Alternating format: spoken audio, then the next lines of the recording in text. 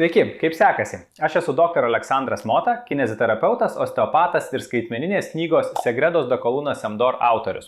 Ir šiandien noriu jūs išmokyti labai šaunaus pratimo, kad galėtumėte atsisveikinti su kelio skausmu.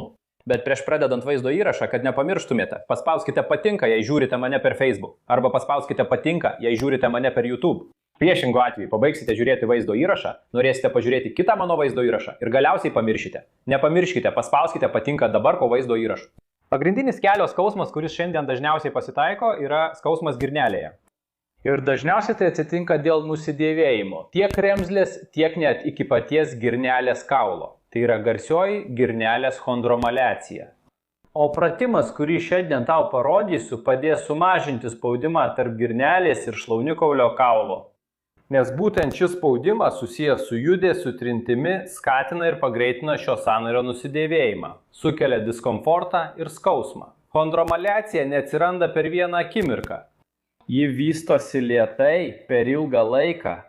Paprastai viskas prasideda nuo traškesio pojūčio, nedidelių trakštelėjimų kelyje. Vėliau atsiranda smėlio pojūtis sąnaryje. Vėliau trakštelėjimai stiprėja, tampa intensyvesni. Kartais net galima girdėti, kaip kelio sąnarys traška.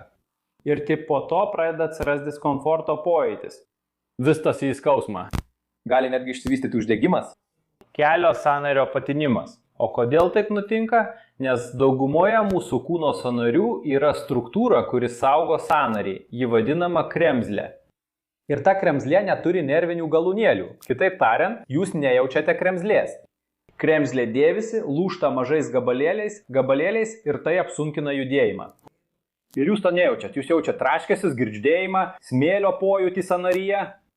Kai tas nusidėvėjimas jau peržengė kremzlę ir pasiekė patį kaulą, tada pradeda jaustis diskomfortas, tada pradeda jaustis skausmas.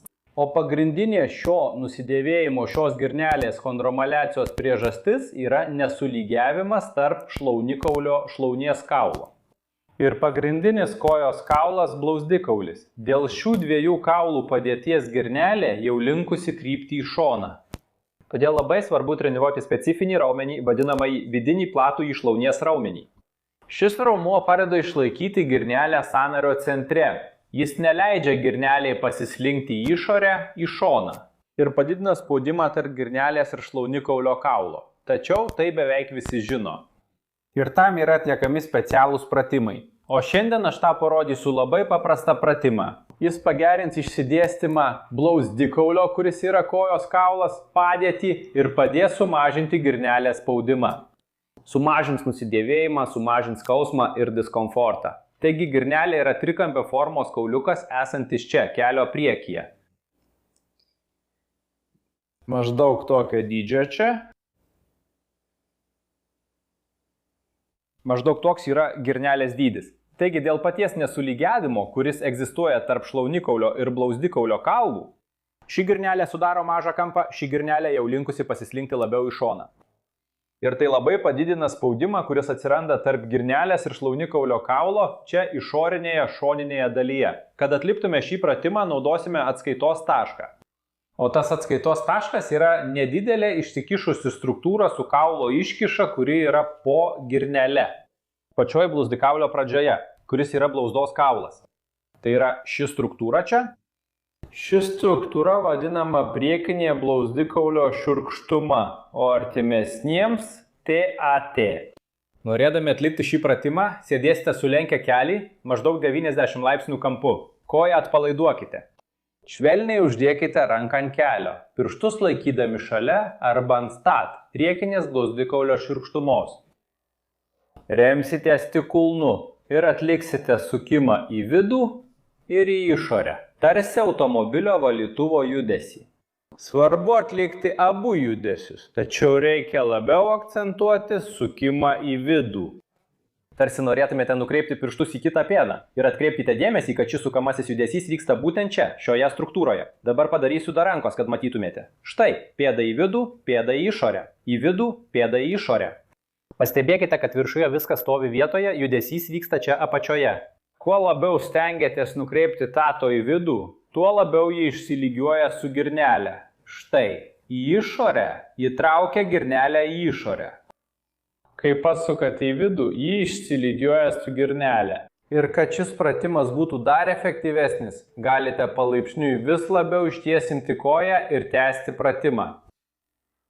Tada pabandykite su labiau ištiesinta koja. Vėlgi, tęskite pratimą, kol pasieksite maksimalų ištiesimą ir galėsite atlikti minimalų judesį. Iš karto įspėju, kuo labiau ištiesinta bus koja, tuo sunkiau jums bus judinti tą T. Jums natūraliai norėsis judinti klubą ir sukti visą koją. To nerekomenduojama daryti, rekomenduojama laikyti šlaunį nejudančią ir judinti tik gumburą. Kai koja tik blauzdikaulio kaulas. Ir paskutinis patarimas. Jei vis tiek kyla sunkumų, galite sujungti pėdos pasukimą į vidų su kelio lenkimo judesiu. Įsivaizduok, tarsi norėtum kažką patraukti link savęs. Išties kelį su pėda nukreipta į išorę, pasuk pėdą į vidų ir sulenk kelį. Išties nukreipdamas į išorę, pasuk į vidų ir sulenk kelį. Ir atėjo laikas pasidalinti. Pasidalink šio vaizdo įrašu su savo draugais, šeima, su tuo žmogumi, kuris skundžiasi kelio skausmu.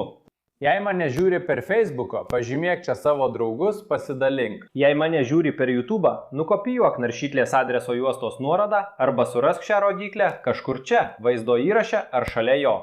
Ir pasidalink šios svetainės nuorodą, šio vaizdo įrašo nuorodą savo socialiniuose tinkluose – Facebook, WhatsApp, Twitter. Nes taip tu gali padėti šiai žinutei, šiam patarimui pasiekti vis daugiau žmonių. Tu gali padėti mums sumažinti daugelio žmonių skausmą. O kitame vaizdo įraše aš pamokysiu labai praktišką pratimą, kuris pagerins mechaniką, pagerins girnelės lydimą. Šiandien tiek, didelis apkabinimas ir iki kito vaizdo įrašo.